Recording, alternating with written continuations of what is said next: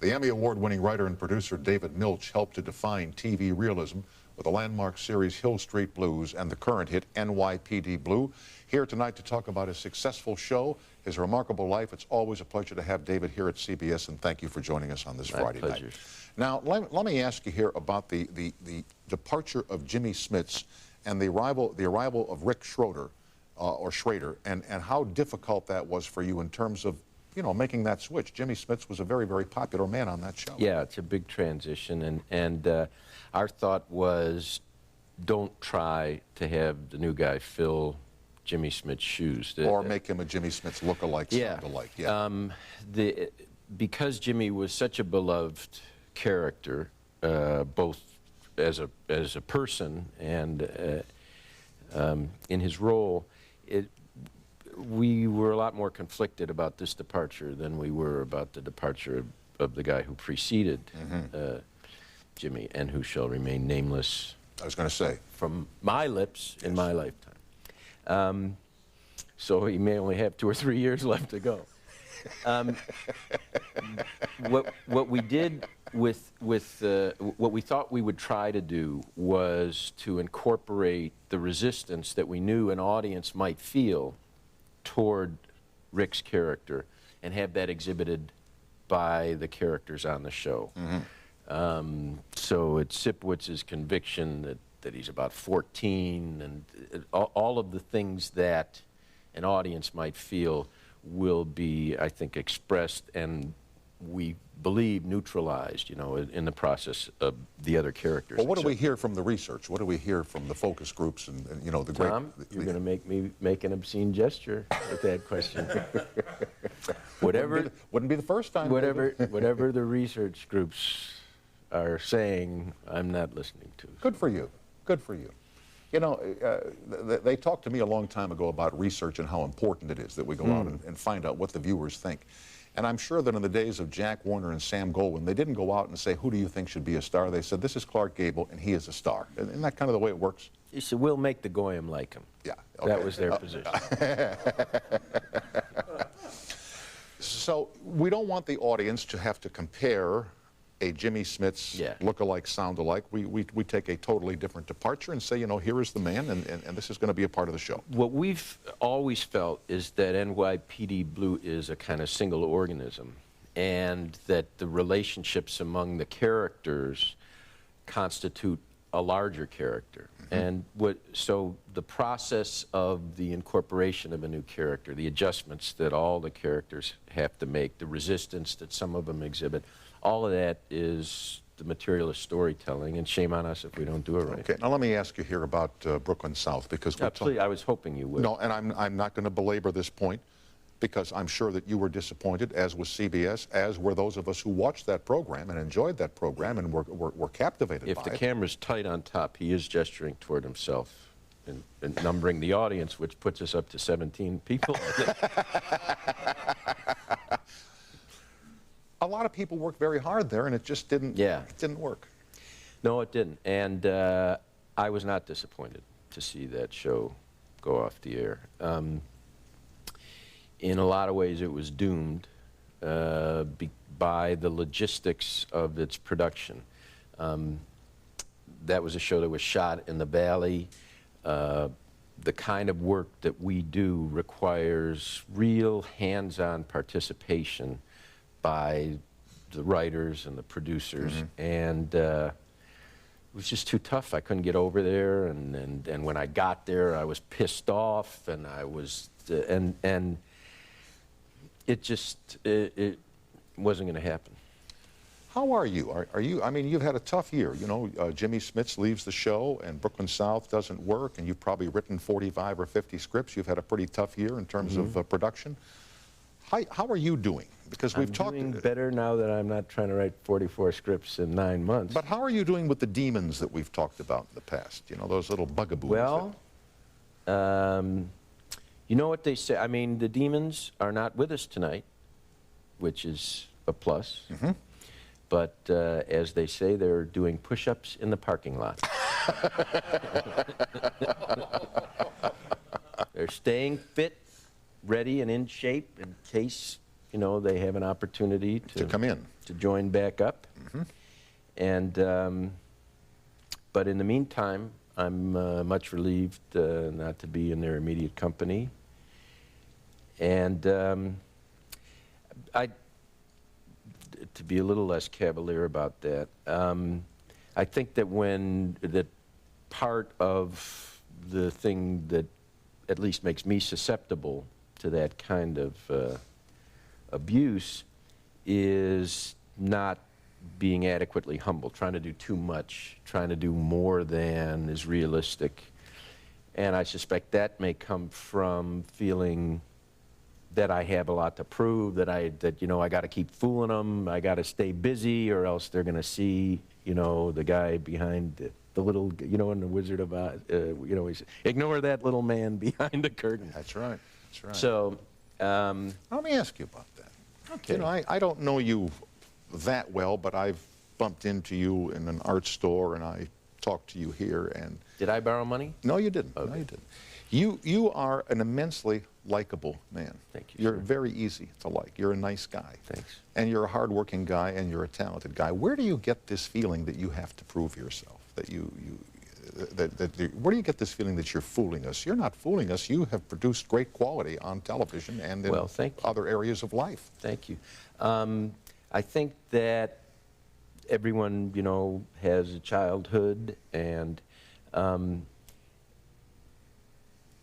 not without wanting, as you say, to belabor the point, I suspect that, you know, one of the sources of my gifts, which are, you know, I have a pretty good ear, I notice how people behave, and that came from being highly trained as a child, you know, because if you didn't know how people were going to behave, oftentimes, you know, it was a good thing to be very attentive to how people behaved. Right. You became vigilant and alert. One of the things that happens under those circumstances, if you're and you became, forgive my interruption, vigilant and alert, because if you weren't, well, it was just a good thing to be.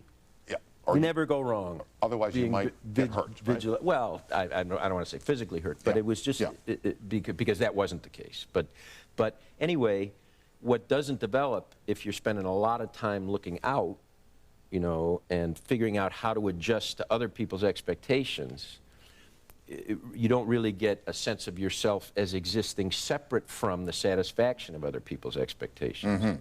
So, you know, and that can get uncomfortable pretty fast, which then maybe you may medicate that, you know, you may be, and there we are. Medication. There we are. Yeah, medication. Let me take a fast break. We're chatting with David Milch, one of the co-creators of NYPD Blue. Back with David and you on the toll-free after this short break. We're back with David Milch. Before I leave the subject,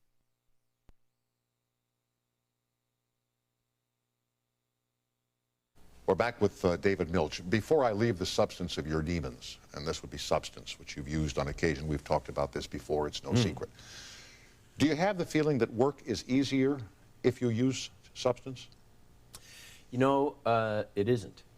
And it's the same, actually, but the qualities are different.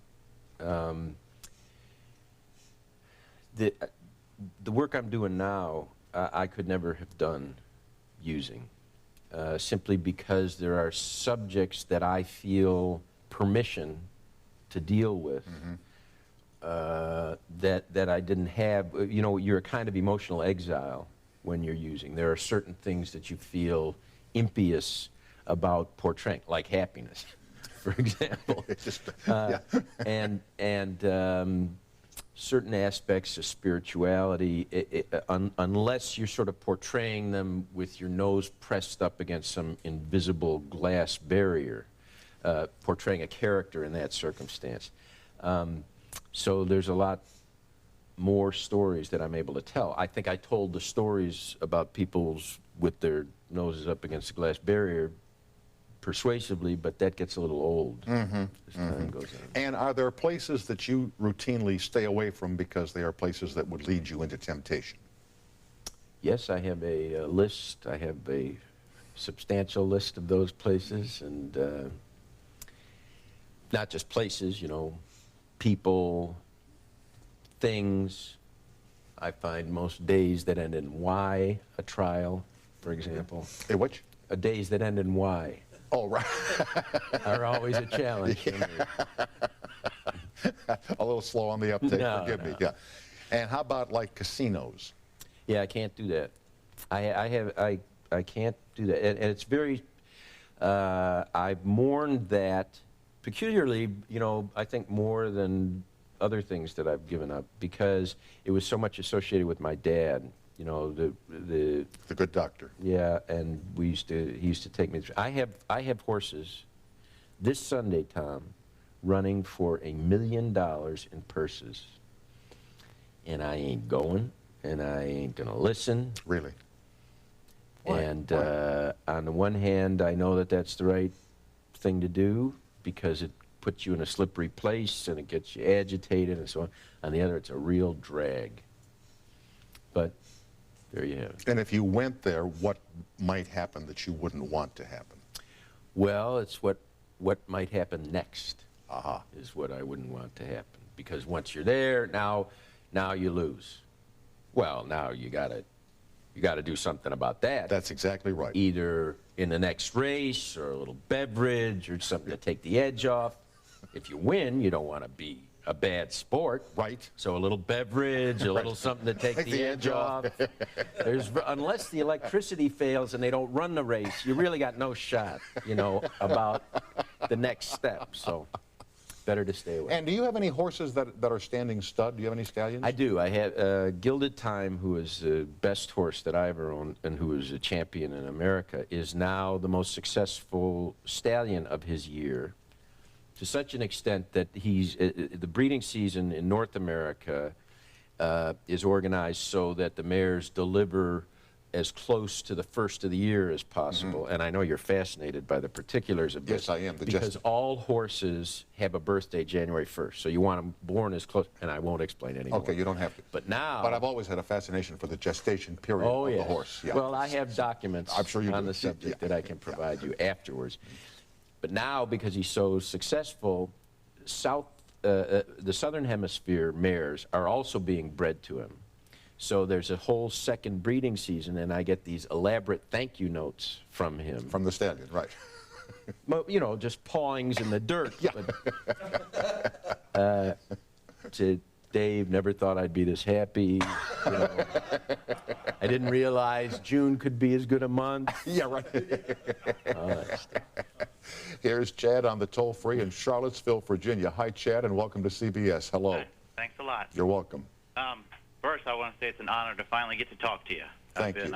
Thank you. I'm younger than most of your fans, probably, but How old are you, Chad? I'm 23. That's the way to Tom's heart, what you're saying right now. I started watching you back on that other station about 7 years ago. Thank you, sir, and please say hello to David Milch, my friend here. Hi, how are you doing, Mr. Hi, Milch? Chad. Question I had for you tonight is what kind of feedback do you get from police officers about your shows, especially now that Brooklyn South's been canceled? Yeah, that's a source of great pride to us that police officers across the country, but in particular in New York, have really taken the show to their hearts and are kind of fiercely proud of it. And Bill Clark, my colleague, who was a homicide detective for so many years in New York City, is largely responsible for the verisimilitude of the show. And even as we speak, there are 4 detectives out from New York City spending the weekend with Bill, and I get a chance to talk to him, and that's how we try to keep the show fresh. Huh. Great. I just also want to say I love all your shows, but I especially loved the first couple seasons, NYPD Blue with David Caruso. Yeah. That was some of the best television I've ever seen. Just intense Well, every episode. The name slipped out there, didn't it? Happily, we've been able to maintain our close personal relationship even as our professional paths have diverged. Uh-huh.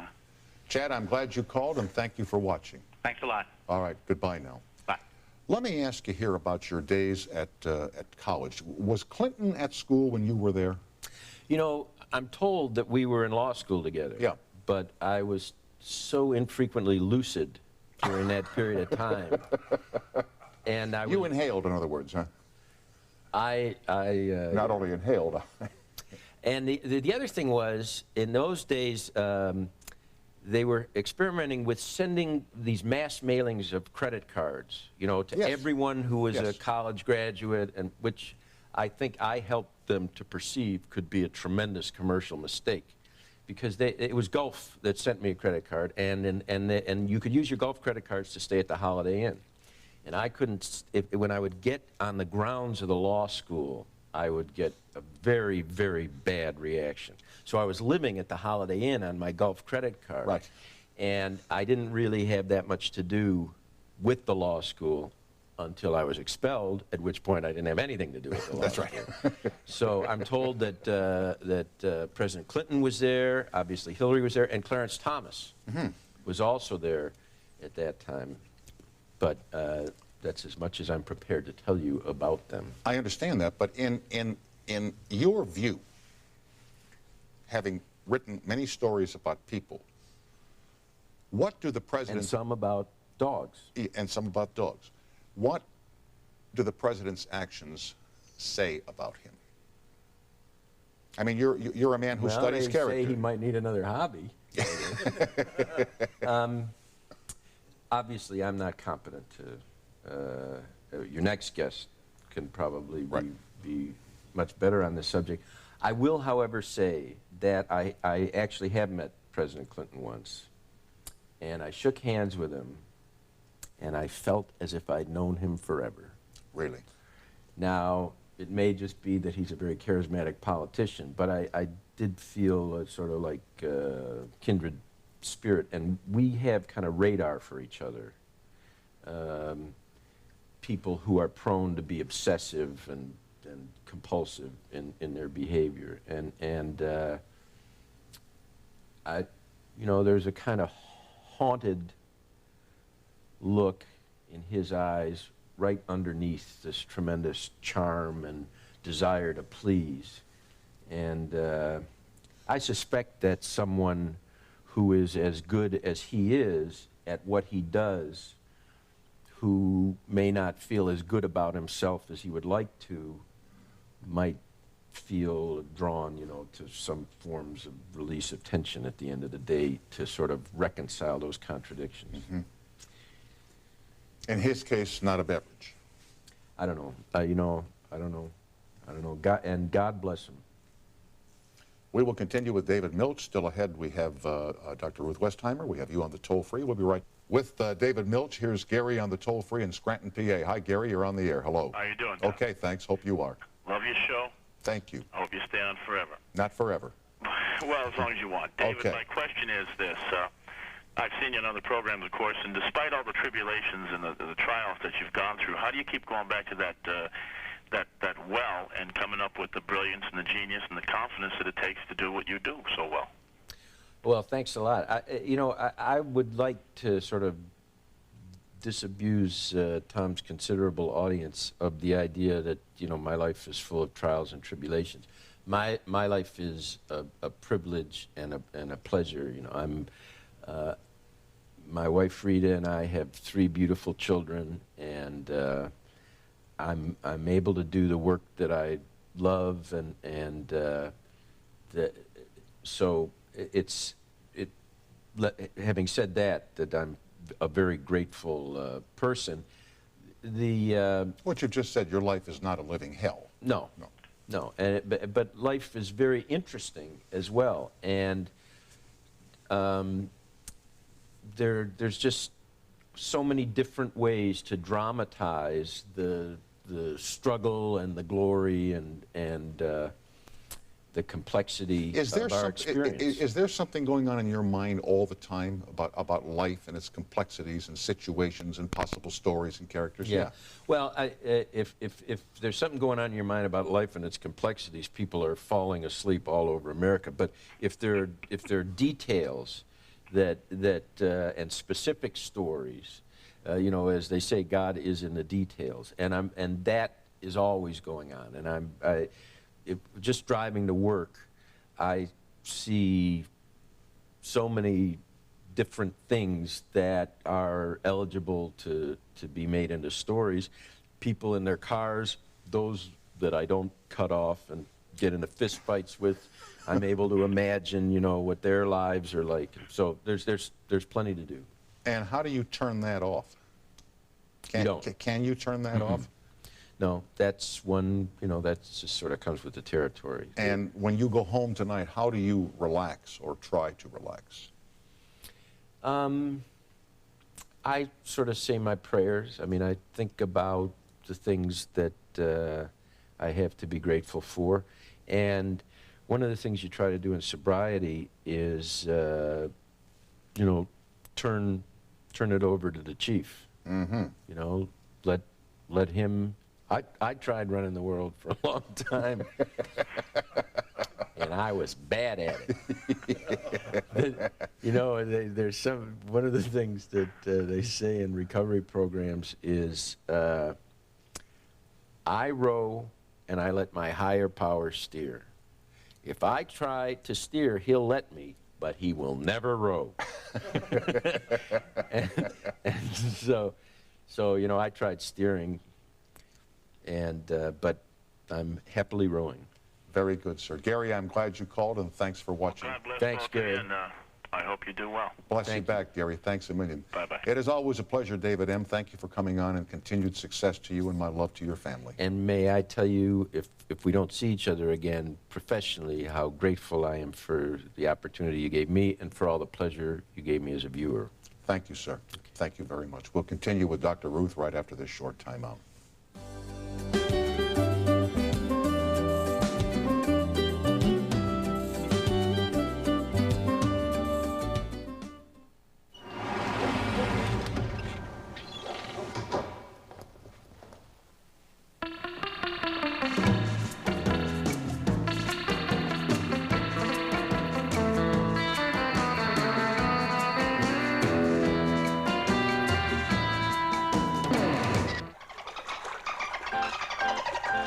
I've got to admit it's getting better all the time. Buy a set of 4 selected Goodyear tires before November 28th and get a $50 or $100 U.S. savings bonus.